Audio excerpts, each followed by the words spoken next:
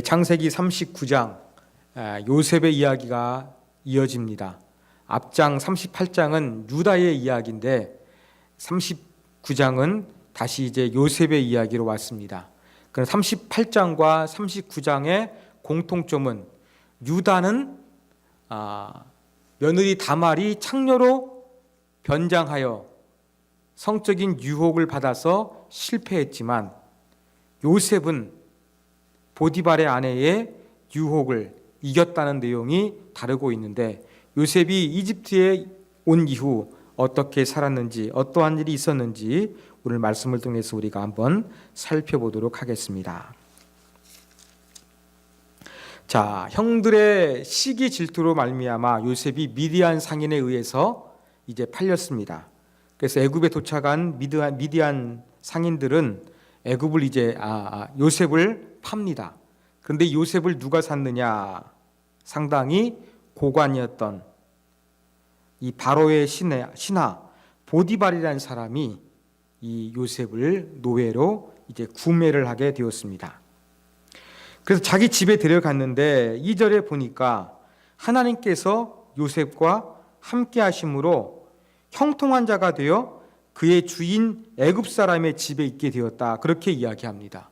즉 애굽의 혈련단실 혼자 떨어지게 되었지만 요셉이 보디발의 집에 있게 된 것은 바로 하나님께서 함께 하신 것이다, 성경은 그렇게 이야기합니다.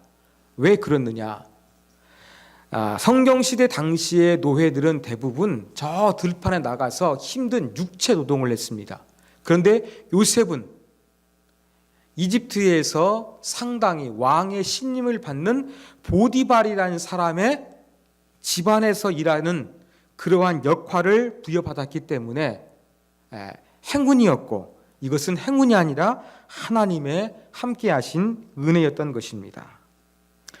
자, 그뿐만이 아닙니다. 하나님의 은혜로 보디발의 집에서 노동하게 된 것이 아니라 3절에 보면 또 여호와께서 함께 하심을 누가 느끼느냐? 요셉을 구매했던 보디발이 느끼는 것입니다. 그리고 요셉의 모습을 보면 참 누가 도와주는구나 라는 그 형통함이 넘친다는 것을 알게 된 것입니다. 그래서 이렇게 하나님의 은혜를 입은 요셉, 드디어 자기를 샀던 죄송합니다.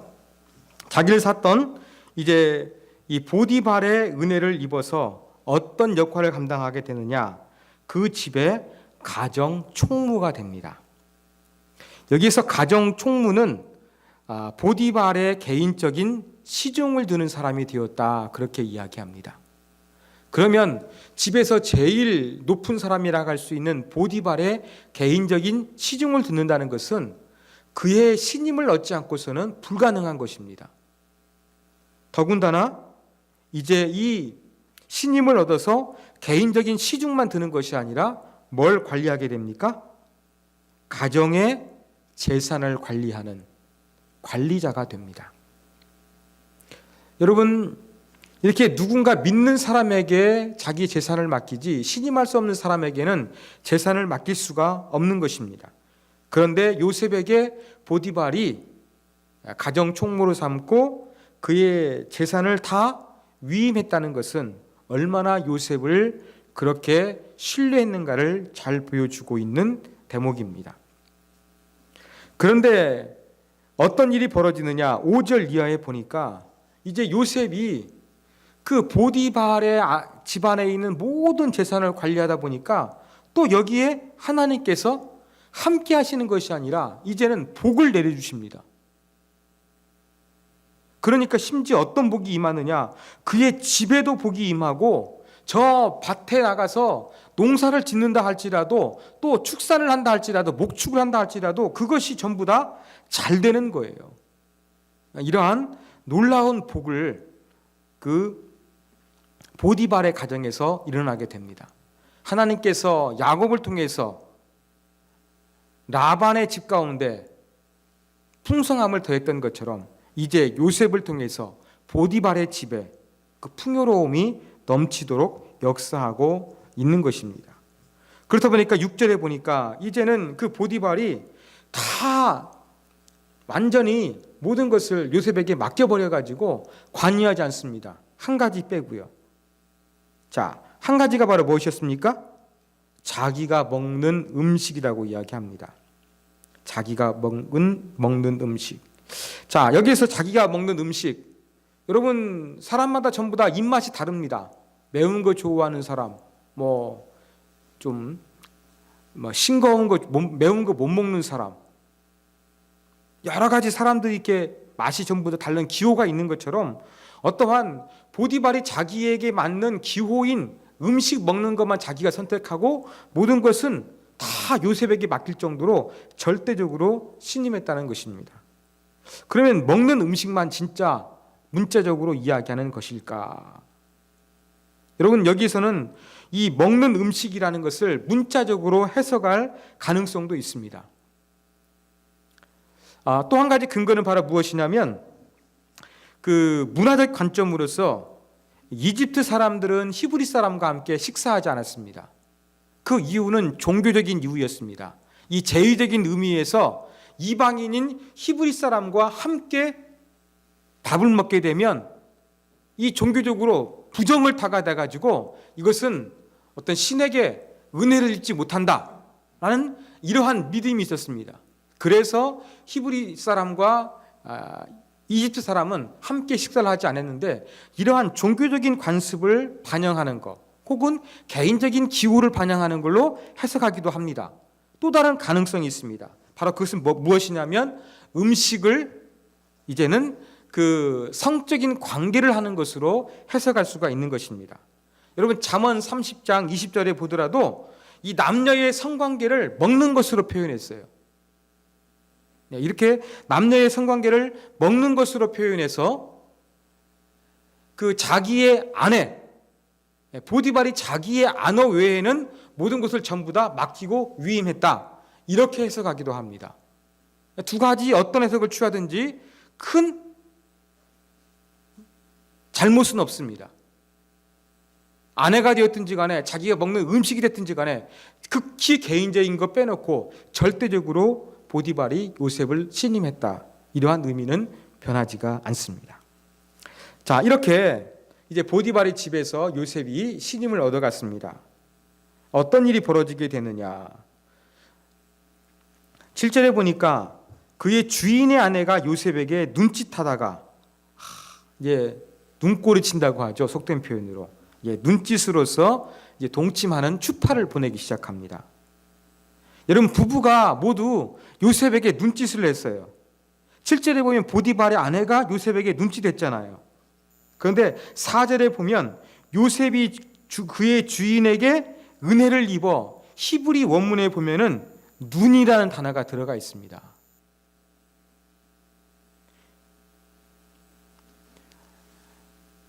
보디발이 눈으로 요셉에게 은혜를 입게 했다는 거죠. 보면서 한 부부는 요셉을 신임하는 눈빛이었고 그의 아내는 요셉을 유혹하는 눈빛을 보냈던 것이었습니다. 그런데 8절 보니까 요셉이 거절합니다. 그러면서 거절하는 이유를 이제 세 가지로 이야기를 합니다. 8절과 9절에 기록되어 있는데, 자, 첫 번째 이유는 바로 무엇이냐? 첫 번째는 자기를 신임해 주는 주인에 대한 도리가 아니라는 것입니다.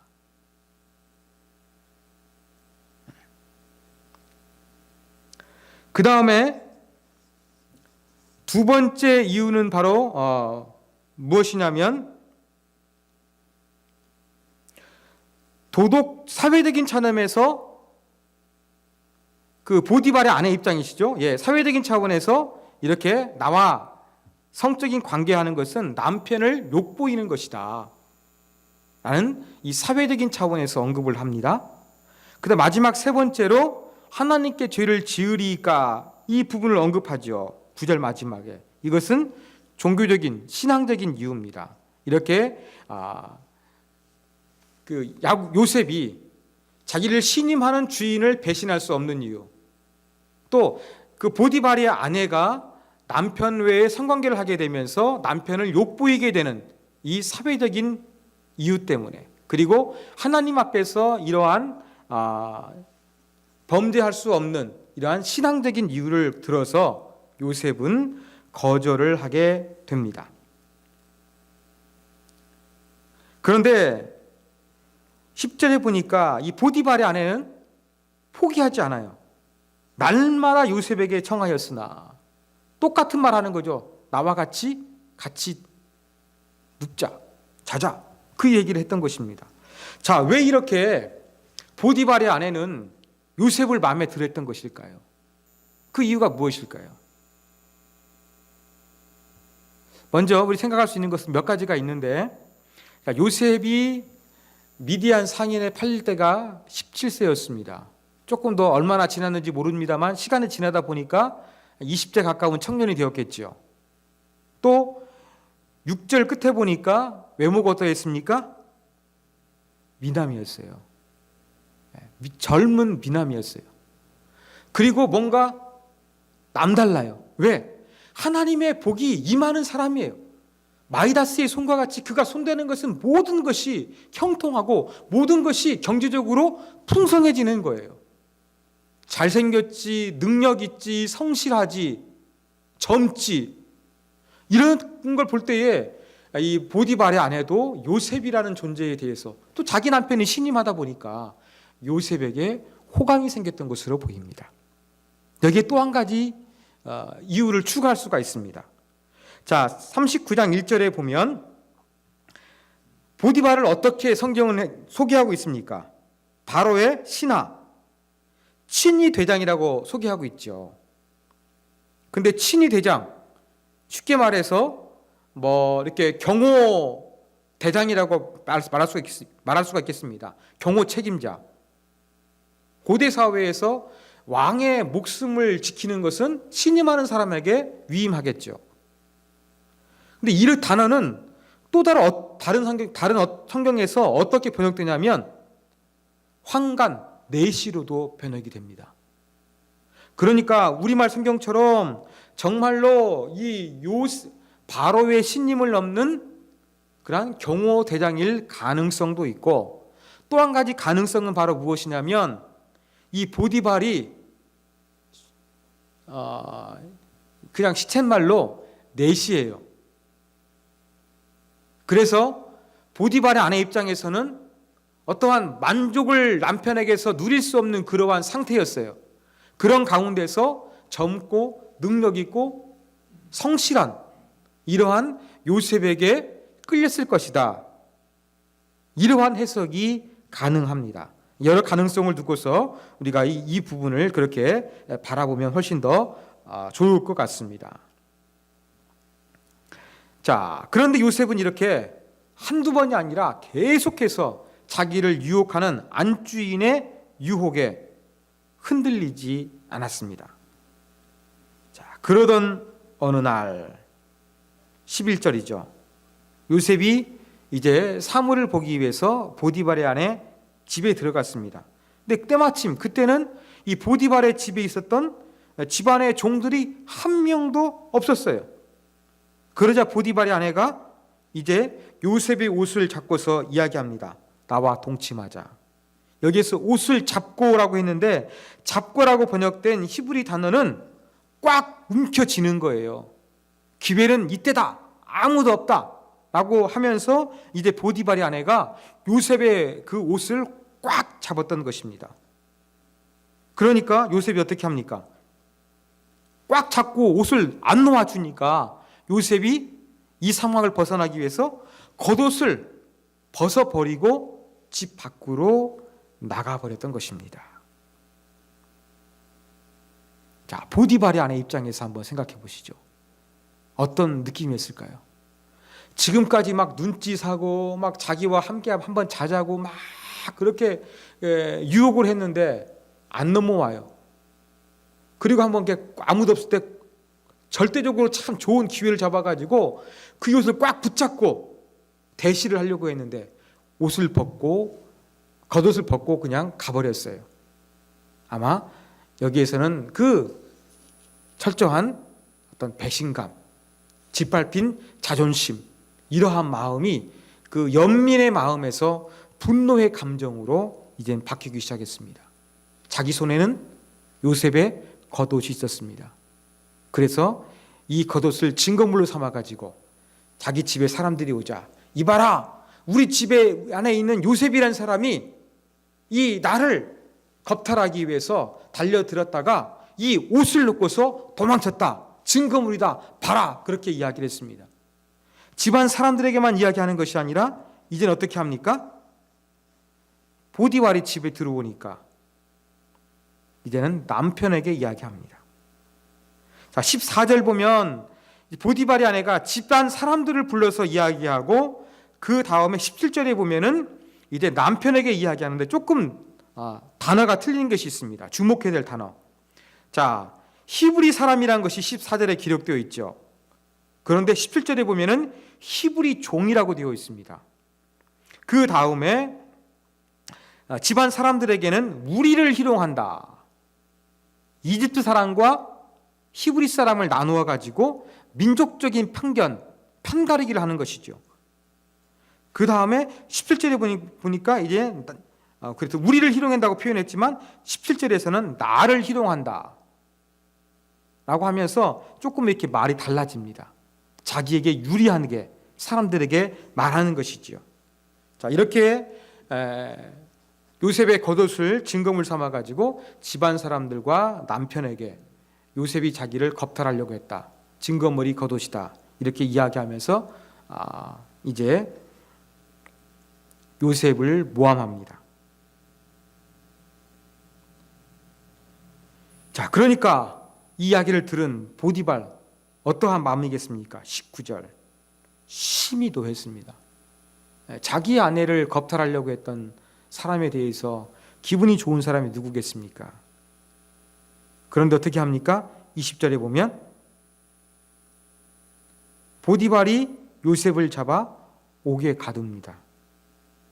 자, 근데 옥에 가두었는데 그 감옥도 어떤 감옥이었습니까? 일반 잡범들이 들어가는 그러한 감옥이 아니라 왕의 죄수를 가두는 정치범을 수용하는 곳입니다. 바로에게 조금 밉보여가지고 그 조금 그렇게 좀 제한시켜두었던 그런 정치범 수용소는 고관들이고 힘 있는 사람들이기 때문에 다른 일반 감옥에 대해서 훨씬 감옥의 상태가 훨씬 좋았습니다. 자, 왜 이렇게 요셉에게 보디발은 호의를 베푸는 것일까요? 여러분, 여기에서 보디발은 요셉을 죽일 수가 있었습니다. 그 권리가 보디발에게는 있어요. 왜? 돈을 주고서 산 노예니까 얼마든지 그를 죽여도 누가 뭐라 걸 사람 아무도 없었습니다. 그런데 죽이지 않아요. 죽이지 않고 어떻게 합니까? 옥에 가두어요. 옥 가두는 것도 그냥 일반 감옥이 아니라 조금 특별한 A급 사람들이 가는 이 정치범 수용소에 요셉을 가두었어요. 왜 이렇게 보디발은 요셉에게 호의를 베푸는 것처럼 보이는 것일까요? 일반적으로 화가 났으면 또 자기의 아내를 겁탈하려고 했으면 죽이는 것이 맞습니다. 그렇지 않은 이유가 무엇일까요? 자, 여기에 대해서는 두 가지 해석이 있습니다.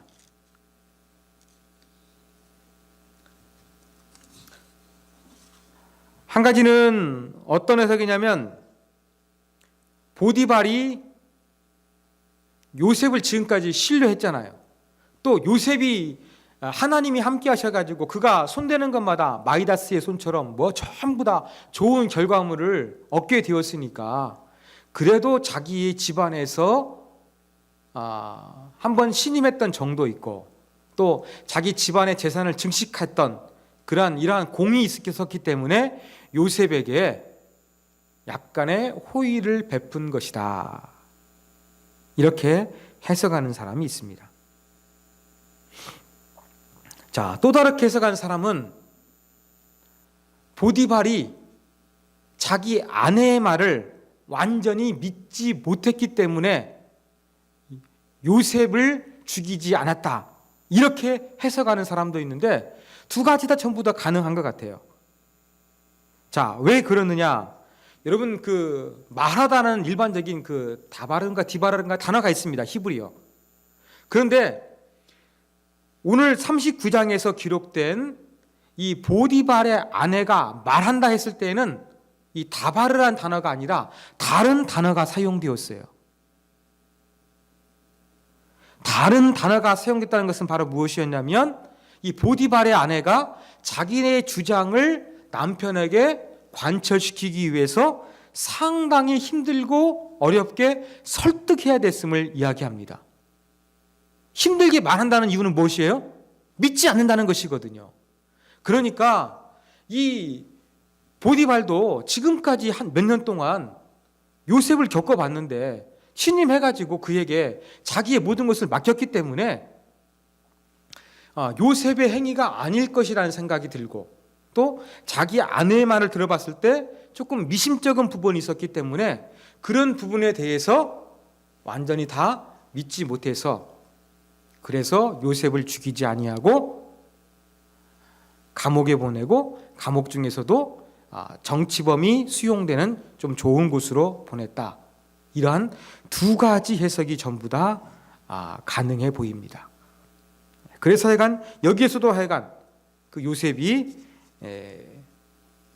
자기의 공로 때문인지 아니면은 보디발이 자기 아내를 의심했기 때문인지 분명한 이유는 알 수 없지만 그래도 죽임을 면하게 되는 그러한 일이 벌어지게 된다는 것을 우리가 알 수가 있습니다. 자, 그 결과 이제 정치범 수용소에 요셉이 갇히게 됩니다. 그런데 이 정치범 수용소에서도 어떻게 됩니까? 요셉은 하나님이 함께 하셔서 형통하게 됩니다. 그리고 이 정치범 수용소의 교도소장, 이 사람의 또 눈에 드는 거예요. 그래가지고 그 교도소의 모든 재반 업무를 감당하는 그러한 일이 벌어지죠. 아니 죄수가 의심받아가지고 참 어려움을 당하는 것이 아니라 멸시를 당하는 것이 아니라 신임을 받게 되는 그러한 하나님의 특별한 은혜가 감옥에서도 요셉에게는 나타나게 된다는 것을 우리가 알 수가 있습니다. 자, 이렇게 요셉의 주인이었던 보디발은 신임하는 가정 총무를 잃었고 보디발의 아내는 그토록 자기를 한번 연민의 마음을 품었던 요셉을 잃게 됐습니다. 전부 다 그 부부가 요셉이라는 것을 잃게 되지만 또 그 자리에서 요셉은 쫓겨나게 되지만 감옥으로 완전히 내려가면서 그의 인생이 망가진 것 같았어도 하나님은 감옥에서도 그를 형통하게 하시고 다른 사람의 은혜를 입게 하신 은혜가 39장의 마지막 절에 기록되어져 있습니다. 자, 이제 이러한 내용을 통해서 우리가 얻을 수 있는 영적인 교훈 몇 가지를 살펴보도록 하겠습니다. 자, 오늘 말씀을 통해서 우리는 성실한 사람 요셉의 모습을 본받아야 되겠습니다. 자, 제가 말씀드린 대로 요셉이 이 보디발의 집에 갈 수 있는 것도 하나님이 함께 하신 겁니다. 또 가장 총무가 되는 것도 하나님이 함께 하신 겁니다. 감옥에 갔어도 그가 참 신임을 얻게 된 것도 하나님이 함께 하셨기 때문입니다. 하나님의 은혜를 빼놓고는 요셉을 이야기할 수가 없습니다. 그렇지만 하나님의 은혜가 임했습니다만 수동적으로 그냥 요셉은 빈둥빈둥하고 불성실했는데 이러한 은혜가 임했겠습니까? 그렇게 우리가 해석할 수는 없을 거예요. 요셉은 자기에게 맡겨진 일들을 잘 감당하기 위해서 최선을 다하는 성실한 그러한 사람이었던 것입니다. 그렇기 때문에 가는 곳마다 여러분 한 번 성공하고 실패하는 것은 운이라고 할 수가 있습니다. 그렇지만 가는 곳마다 하나님이 함께 하셨고 가는 곳마다 사람들에게 좋게 보인다는 것은 그만큼 요셉의 그런 삶을 살아가는 자세가 성실성과 밀접하게 관련이 있다는 거예요. 특별히 이 보디발의 아내에게 성적인 유혹을 느낄 때 어떻게 합니까? 철저하게 그 유혹을 이겨내잖아요. 이런 거 보다 보면 그 주인에게 충성하고자 하는 성실함, 또 하나님의 말씀 앞에서 호람되어 하나님 앞에서 성실하고자 하는, 거룩하고자 하는 이 성실함이 있었기 때문에 요셉은 이렇게 멋진 성공하는 인생을 살아가게 되는 것입니다. 하나님의 은혜다 말해야 되겠습니다만, 요셉 안에 있는 그가 왜 이렇게 성공할 수밖에 없었는가, 그 이유를 찾자면 요셉의 성실한 모습을 우리는 놓칠 수가 없는 것입니다. 그를 고용한 사람, 그가 주어진 환경, 또 눈에 보이지 않지만 그가 믿고 섬기는 하나님, 이 많은 사람들과 하나님 앞에서 요셉은 성실한 사람이었습니다. 이러한 요셉을 본받아 저와 여러분도 하는 일들, 감당해야 되는 일들, 이러한 모든 것 가운데 성실함으로 감당하는 그러한 자세, 하나님, 나도 요셉과 같이 모든 사람들에게 인정받을 수 있는 성실한 사람, 하나님의 은혜가 머무는 사람 되게 하여 주시옵소서. 이렇게 기도할 수 있는 저와 여러분이 되기를 원합니다. 자, 두 번째입니다. 근본적인 이유죠. 요셉과 함께 하시는 하나님, 이걸 빼놓을 수가 없습니다. 요셉과 함께 하신 하나님. 자, 2절에서 미디안 상인이 요셉을 팝니다. 팔더라도 그냥 저 애굽의 그 어떠한 가난한 부자, 아니면 나쁜 성품을 가진 부잣집에 팔린 것이 아니라, 그래도 바로의 신임을 얻는 보디발의 집에 팔리게 해서 밖에 나가서 육체 노동이 아닌 집안일을 하게 하고, 또 집안에서 신임을 얻도록 하나님이 함께 하시고, 또 가장 총무가 되어가지고 시중을 들고 또 주인의 재단을 감당할 때 복을 주시는 그러한 하나님, 늘 이렇게 하나님께서 함께 하셨고, 또 하나님께 성실히 임했는데 복을 주시는 것이 아니라 갑자기 감옥에 가게 되는, 갑자기 모든 것을 잃게 되는 그러한 상황에서도 하나님은 감옥에서도 요셉과 함께하는 그러한 모습을 보여주고 있습니다. 이렇게 요셉과 늘 항상 함께 하시는 임마누엘의 하나님을 성경은 조금 특별하게 이야기를 합니다. 자, 39장에 보면 하나님에 대한 이름이 등장하는데, 어떤 이름이 주로 많이 사용되고 있냐면 여호와라는 이름이 많이 사용되고 있습니다. 여호와. 내가 하나님 앞에 범죄하리이까, 보디발의 아내에게 앞에서 이야기하죠. 그때 여호와, 하나님 앞에서 범죄하는 것은 엘로힘이에요. 일반적인 하나님의 이름이에요. 아마 이방 여인이기 때문에 그러했을 거예요. 그렇지만 요셉과 함께 하시는 하나님이라고 할 때에는 일반적인 엘로힘이 아니라 특별히 여호와라는 단어가 39장에서는 아주 강하게 많이 사용되어졌습니다. 이것이 바로 요셉과 함께 하시는 여호와 하나님이셨습니다. 저와 여러분도 요셉과 함께 하셨던 여호와 하나님이 오늘 우리에게도 여러분의 일상과 여러분의 가는 곳마다, 여러분이 하는 일마다, 여러분이 만나는 사람들과 함께 하시며 형동케 하시는 하나님의 은혜가 우리 안에도 머물고 역사하고 나타날 수 있도록, 또 우리가 이것을 기도의 제목으로 삼아서 하나님, 요셉처럼 나도 하나님과 함께하는 사람 되게 하여 주옵소서. 요셉이 하나님의 자녀인 것처럼 나도 하나님의 자녀이지 않습니까? 여호와 하나님으로 요셉에게 나타나시던 것처럼 나에게도 여호와 하나님으로 나타나 함께하여 주옵소서. 기도할 수 있는 우리가 되기를 원합니다. 자, 세 번째 교훈입니다. 자, 요셉은 성실했다는 것은 늘 한결같고 이 영적인 긴장감을 풀지 않는 삶을 살았다는 것을 우리가 또한 놓치지 말고 배워야 되겠습니다. 자, 이집트 낯선 땅에서 요셉의 삶, 하나님의 도우심으로 사람들의 인정과 신임을 받는 승승장구하는 그러한 삶이었습니다. 말단 노예에서 개인 가정 총무가 되고 또 집안에 있는 모든 재정을 맡은 청지기가 되고 이렇게 성공 가도를 달릴 때에 요셉은 긴장이 풀리거나 도덕적으로 해이해지거나 신앙적으로 나태한 모습을 보이지 아니하는 한결같은 모습을 보여주었습니다. 특별히 보디발의 아내의 날마다 이어지는 이 성적인 유혹 앞에서도 그는 하나님 앞에서 거룩함을 잃지 않는 한결같은 모습을 보여주었습니다. 이렇게 하나님 앞에서 내가 어찌 범죄하겠습니까 해서 보디발의 아내의 유혹을 거절했어요. 그 결과가 무엇이었습니까? 모함을 받는 거였어요. 감옥에 가는 거였어요. 항번하는 기회가 있었는지 없었는지는 몰라요. 그렇지만 아무튼 결과적으로 볼 때에는 이 요셉은 감옥에 갇히게 되었어요.